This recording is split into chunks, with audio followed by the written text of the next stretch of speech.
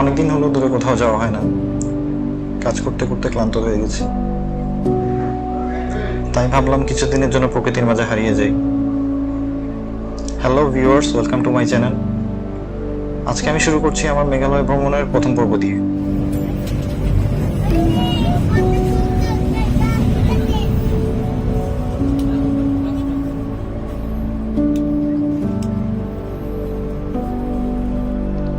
অগাস্টের দ্বিতীয় সপ্তাহে আমরা চট্টগ্রাম থেকে সিলেটের উদ্দেশ্যে আমাদের যাত্রা শুরু করি।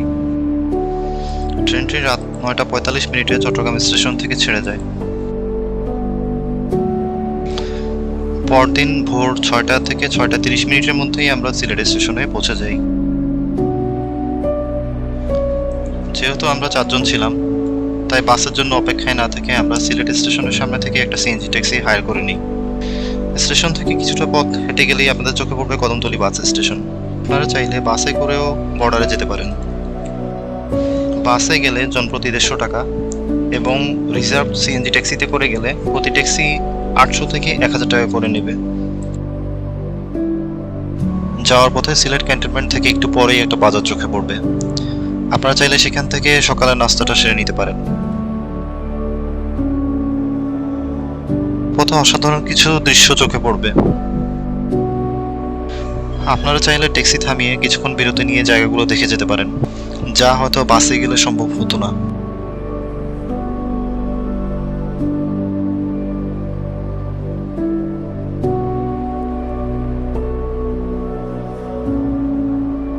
ভারত সীমান্তে পৌঁছানোর আগে রাস্তার ডান পাশে একটা রিসোর্ট চোখে পড়বে। চাইলে 10 মিনিট বিরতি নিয়ে এখানে কিছুটা সময় ঘুরে আসতে পারেন। এখানে দাঁড়িয়ে বাংলাদেশের পাশ থেকে আপনি ভারতের মেঘালয়ের পাহাড়গুলো অপূর্ব দৃশ্য দেখতে পাবেন। এখানে প্রবেশ করতে হলে আপনাকে জনপ্রতি 20 টাকা করে টিকিট নিতে হবে।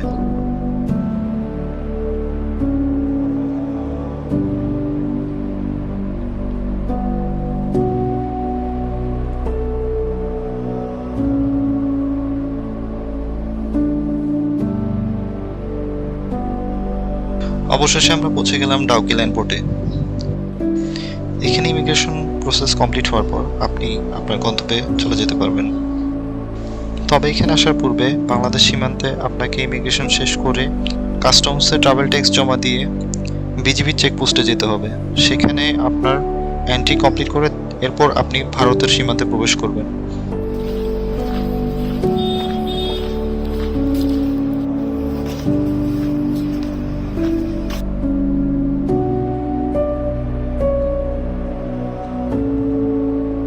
তো এই মুহূর্তে আমরা ডাউকিতে আছি। এখান থেকে আমরা একটা গাড়ি হায়ার করব।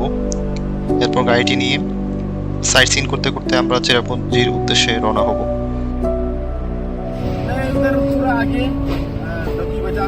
অবশেষে আমরা একটা টুরিস্ট কার পেয়ে গেলাম। তো এই গাড়িটি আমরা 3 দিনের জন্য হায়ার করে নিয়েছি। 3 দিনে আমাদের টোটাল খরচ পড়বে 8000 রুপি। তো গাড়িটি যিনি ড্রাইভ করছেন ওনার নাম মিস্টার জন। উনি এখানকার স্থানীয়। তো উনি আমাদের জানালেন উনি খাসি সম্প্রদায়ের একজন মানুষ এবং উনি হিন্দি, ইংরেজি এবং খাসি ভাষায় কথা বলতে পারেন। উনি অত্যন্ত সৎ এবং খুবই দক্ষ একজন ড্রাইভার। উনি আমাদের আগামী 3 দিন ডাউকি, চেরাপুঞ্জির বিভিন্ন স্পটগুলো আমাদেরকে ঘুরিয়ে দেখাবেন। এরপর আমাদের শিলংয়ে পৌঁছে দিবেন। আপনাদের গাড়ির প্রয়োজন হলে মেঘালয় ভ্রমণে আসার পূর্বে ওনার সাথে হোয়াটসঅ্যাপে কন্ট্যাক্ট করতে পারেন। আমি আমার ভিডিওর ডিসক্রিপশনে ওনার কন্ট্যাক্ট নাম্বারটা দিয়ে দিয়েছি, চাইলে ওনার সাথে যোগাযোগ করতে পারেন।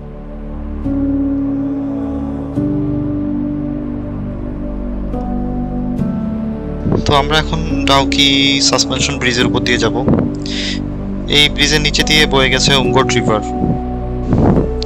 এটাকে এশিয়ার সবচেয়ে স্বচ্ছ পানির নদী বলা হয়। তো আমরা এখানে থামছি না। আমরা যেদিন আবার বাংলাদেশের দিকে ব্যাক করব সেই দিন আমরা এই নদীতে বোটিং করব। আমাদের হাতে সময় কম। আমরা এখান থেকে কয়েকটা সাইট সিন করে সরাসরি চেরাপুঞ্জিতে চলে যাব। সন্ধ্যার আগেই আমাদেরকে চেরাপুঞ্জিতে পৌঁছাতে হবে, তাই আমরা এখানে না থেমেই আপাতত চলে যাচ্ছি।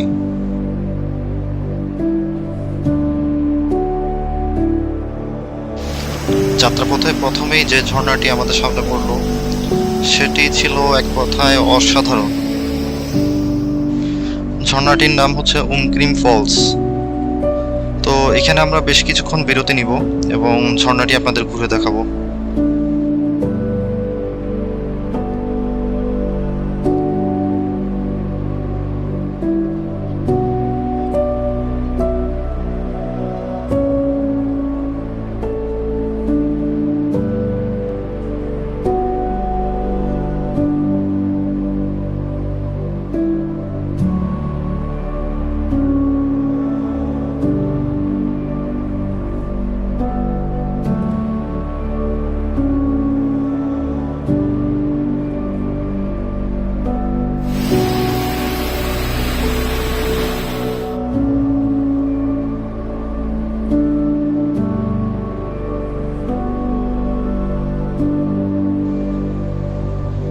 ঝর্ণার পানিগুলো এই ব্রিজের নিচে দিয়ে প্রবাহিত হয় এবং এই পানিগুলো সোজা জাফলং নদী দিয়ে বাংলাদেশ সীমান্তে প্রবেশ করে।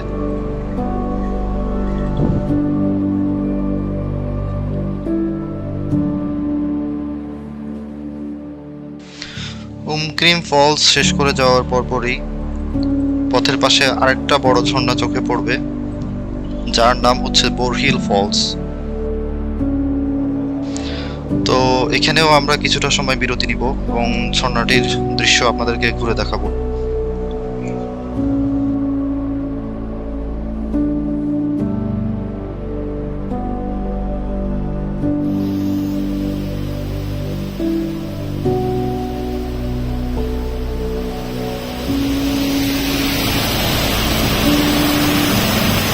এখন বর্ষাকাল থাকাতে আমরা প্রতিটি ঝর্ণাতেই প্রচুর পরিমাণ পানির প্রবাহ দেখতে পেয়েছি।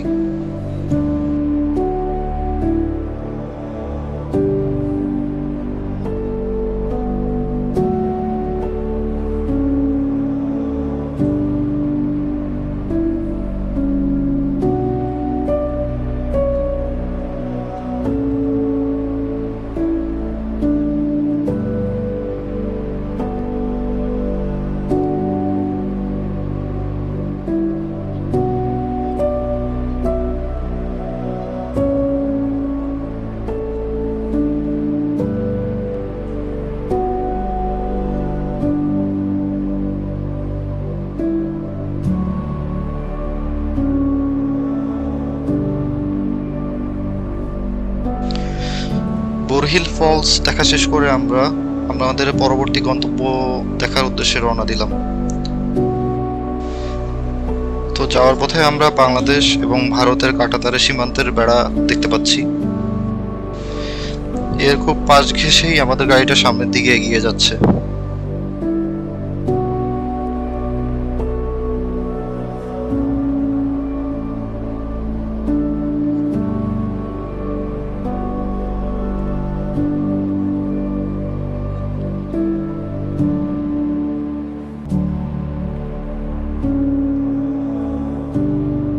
আমরা এখন যাচ্ছি মাউলিনং ভিলেজ, যেটা সবার কাছে এশিয়ার সবচেয়ে পরিষ্কার গ্রাম হিসাবে পরিচিত।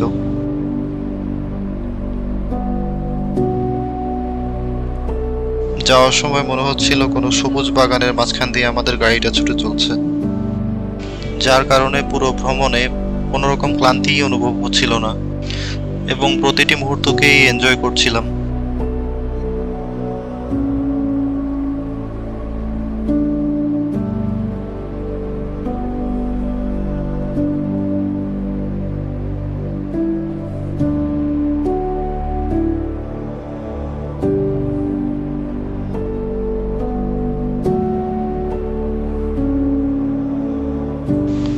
অবশেষে আমরা এশিয়ার সবচেয়ে পরিষ্কার গ্রাম মালিনং ভিলেজের প্রবেশমুখে এসে পৌঁছালাম। এখানে প্রবেশের মূল্য গাড়ি পার্কিং সহ ছিল 100 রুপি। গাড়ি পার্কিং এর পাশেই একটি ছোট মার্কেট এবং কয়েকটা রেস্টুরেন্ট চোখে পড়বে। চাইলে এখান থেকে আপনাদের দুপুরের লাঞ্চ সেরে নিতে পারেন। এখানে প্রতিটা রেস্টুরেন্টেই দুপুরের খাবারে ভাত, মাছ এবং সবজি পাওয়া যায়।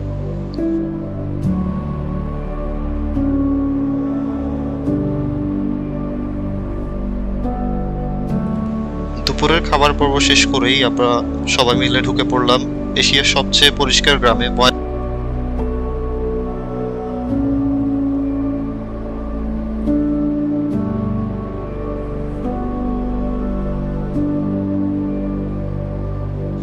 তো এটা আমাকে সত্যি অবাক করলো যে এখানে কোথাও কোনো ময়লা খুঁজে পেলাম না।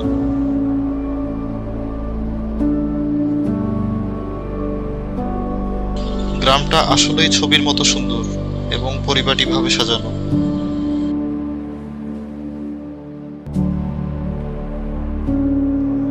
আমরা যতই এই গ্রামের ভেতরে ঢুকছিলাম ততই এর সৌন্দর্যে মুগ্ধ হচ্ছিলাম।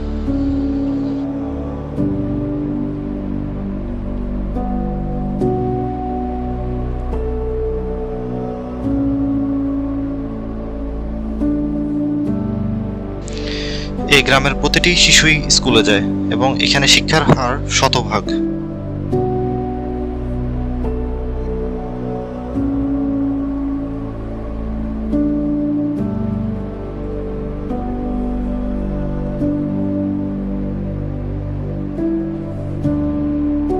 গ্রামে প্রতিটি বাড়ির আঙিনায় ফুলের বাগান দিয়ে সাজানো। দেখে মনে হচ্ছিল পুরো গ্রামটাই যেন শহরের দামি কোনো 5 স্টার রিসোর্ট।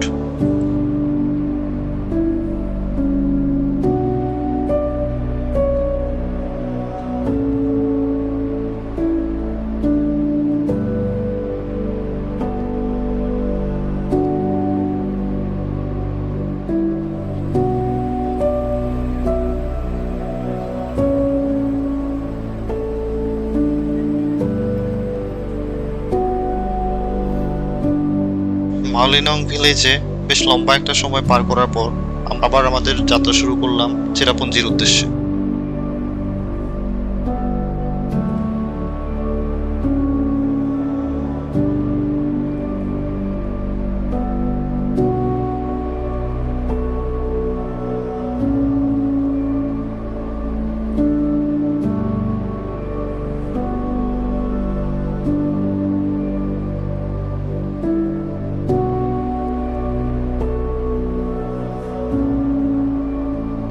বেশ কিছু দূর যাওয়ার পর অবাক করার মতো কিছু দৃশ্য চোখে পড়ল।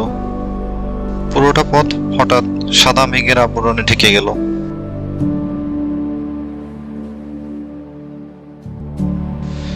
আমার কাছে মনে হচ্ছিল যেন আমরা কোনো মেঘের দেশে হারিয়ে যাচ্ছি।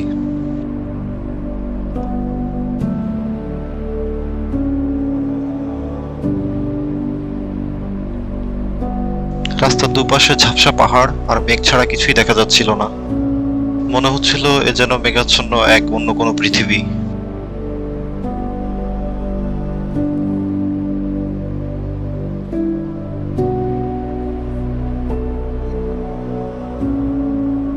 অবশেষে আমরা পৌঁছালাম চেরাপুঞ্জির প্রবেশদ্বার মাওডক ব্রিজে।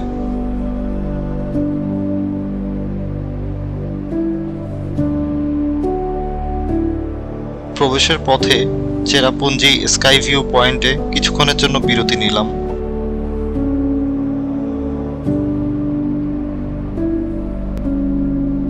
আমাদের হোমস্টেতে পৌঁছতে সন্ধ্যা 6:30 বেজে গেল। হোমস্টের ডিটেল আমি ভিডিও ডেসক্রিপশনে দিয়ে দিয়েছি, কেউ চাইলে হোয়াটসঅ্যাপে যোগাযোগ করেও বুকিং দিতে পারবেন। এখানে সব রেস্টুরেন্ট এবং দোকানপাটগুলো 8টার মধ্যে বন্ধ হয়ে যায়, তাই আর দেরি না করে খুব দ্রুত ডিনারের জন্য বের হয়ে পড়লাম।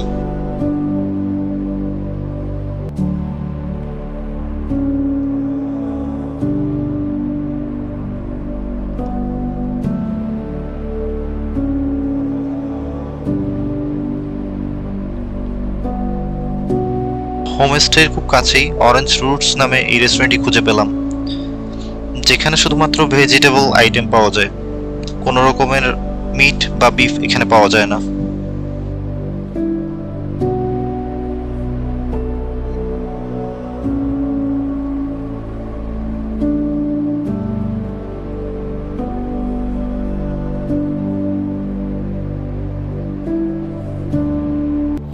তো আজকের পর্বটি আমরা এখানেই শেষ করছি। আগামী পর্বে আমরা আমাদের দ্বিতীয় দিনের চেরাপুঞ্জি ভ্রমণের বিভিন্ন স্পটগুলো শেয়ার করব। ভিডিওটি ভালো লাগলে লাইক দিতে ভুলবেন না, আর অবশ্যই চ্যানেলটি সাবস্ক্রাইব করে রাখবেন।